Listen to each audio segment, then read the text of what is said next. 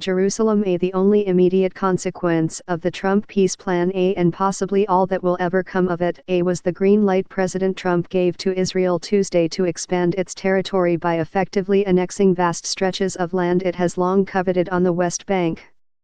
On paper, the plan offers the Palestinians a state, at last, as well as a partial 4-year settlement freeze while they mull it over. But Prime Minister Benjamin Netanyahu will not wait, saying that he would move Sunday to apply sovereignty over the strategically vital Jordan Valley and to all Jewish settlements in the West Bank. The move would take in up to 30% of the occupied West Bank, and for the first time establish what Israeli leaders have coveted since capturing the territory in the 1967 Six-Day War, a permanent eastern border for Israel along the Jordan River, recognized by the United States. It would ensure that Israel would never have to leave places like Hebron, Shiloh, and Beit El, which Jews consider their biblical heartland. Mr. Netanyahu's action was explicitly blessed by President Trump on Tuesday, when he promised to recognize Israeli sovereignty over the territory that my vision provides to be part of the State of Israel.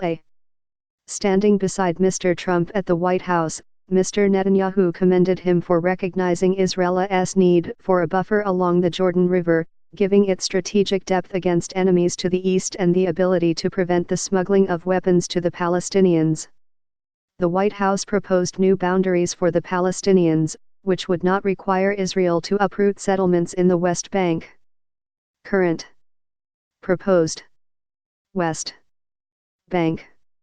Tel Aviv. Tel Aviv. Jerusalem. Jerusalem. Gaza. Gaza. Israel. State of Palestine. Israeli enclaves. Egypt. Egypt. Jordan. Current. Proposed. West Bank. Tel Aviv. Tel Aviv. Mediterranean Sea. Mediterranean Sea. Jerusalem. Jerusalem. Gaza. Gaza. Israel. Israel. Jordan. Jordan. Egypt. Egypt. State of Palestine. Israeli enclaves. Current. Proposed. West Bank. Tel Aviv. Tel Aviv. Mediterranean Sea. Mediterranean Sea. Jerusalem. Jerusalem. Gaza. Gaza. Israel. Israel. Jordan. Jordan. Egypt. Egypt. State of Palestine. Israeli enclaves. Note: boundaries are approximate and based on available data provided by the White House, some of which was obscured. Source: White House. By the New York Times. This is something we've longed to have, Mr. Netanyahu said, adding that applying sovereignty along the Jordan would enable Israel to defend itself, by itself. Earlier peace proposals envisioned uprooting tens of thousands of Israelis from West Bank settlements to give those areas to the Palestinians for their own state. But the Trump plan promises to leave both settlers and Palestinians in their homes. The conceptual map drawn up by the White House looks tortuously gerrymandered, all but erasing the pre-1967 boundary that long formed the baseline for a potential agreement. Islets of Israeli territory dangle on access roads from what is now Israel proper like so many ear rings, and new Palestinian enclaves nearly as large as the Gaza Strip are dreamed up in what is now the Negev Desert along the Egyptian border. It also appears to reward Israel for having created facts on the ground.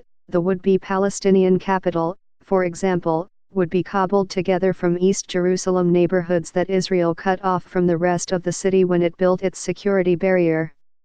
The plan also contemplates land swaps that could give the Palestinians parts of what is now Israel in exchange for letting West Bank settlements remain, though some of those areas of Israel are heavily populated by Arab citizens. Dan Rotham, a former aide to Prime Minister Ehud Olmert who specializes in maps of proposed peace deals, estimated that the Trump plan would give the Palestinians land equivalent to 84% of what they had before the 1967 war. The green light from the White House outraged Israeli supporters of a more generous accommodation with the Palestinians and alarmed those who have warned that any annexation could set off renewed violence. It's worse than any of us could anticipate, said Nimrod Novik, a longtime peace negotiator and former aide to the Israeli leader Shimon Peres. The Palestinians had no hand in the plan's drafting, having cut all ties with the Trump administration after it recognized Jerusalem as Israel's capital. But while they reacted with predictable anger, there was no threat of specific action and little to suggest that their relationship with Israel would fundamentally change. President Mahmoud Abbas of the Palestinian Authority made a show of inviting officials from Hamas and other factions to an emergency meeting in Ramallah. But after watching Mr. Trump and Mr. Netanyahu, Mr. Abbas, in his own televised address, made no threats of substantive action, such as cutting off security cooperation with Israel, which is the cornerstone of the Israeli-Palestinian relationship and the key to Mr. Abbas's hold on power in the West Bank. Jerusalem is not for sale, the aged and frail Mr. Abbas said, at times appearing to require whispered prompts from Saeb Erekat, the veteran Palestinian negotiator. The deal of the century will not pass. Our people will throw it into the garbage can of history. Hanan Ashrawi, a senior Palestine Liberation Organization executive committee member, called the Trump plan a real existential assault on Palestine and the Palestinian people. It's an Israeli-American agreement that has nothing to do with peace, she said. Mr. Netanyahu and Mr. Trump were primarily trading Palestinian rights to distract from their legal troubles. Mr. Netanyahu's pending criminal charges and Mr. Trump's Senate trial. And to improve their chances of re-election, she said. In the longer term, the other strategic objective is to deliver Palestine to the Israelis, she added. Mr. Netanyahu told Israeli reporters in Washington that his cabinet would vote on the measure on Sunday.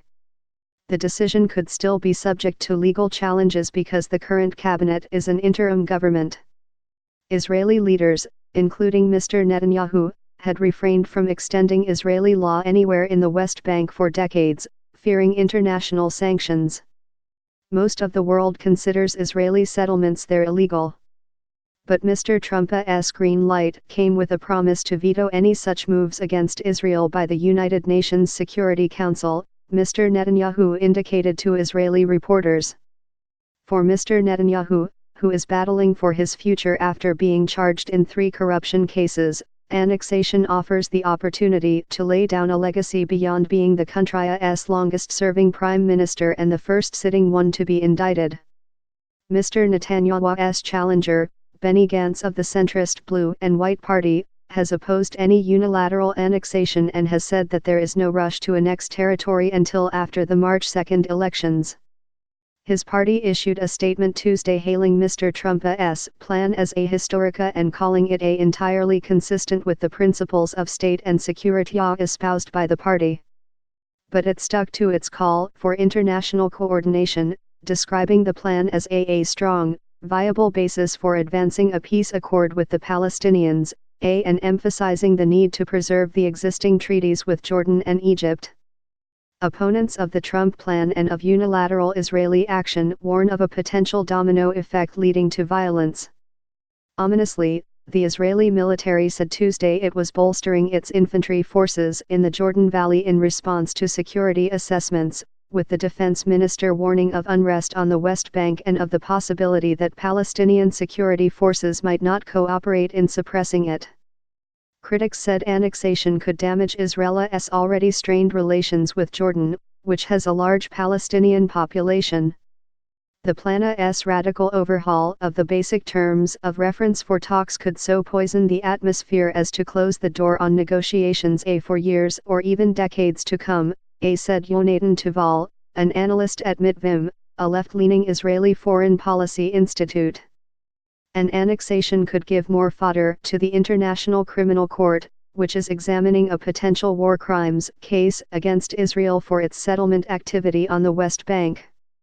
Yet defenders of the plan said the 1967 lines had not been sacred for a long time. The Bush administration said in 2004 that changing a realities on the ground should be taken into account in redrawing the boundary between Israel and the West Bank. And while the Israeli response to previous American proposals has traditionally been a yes, with reservations, Israelis say Palestinian response has either been negative or non-existent.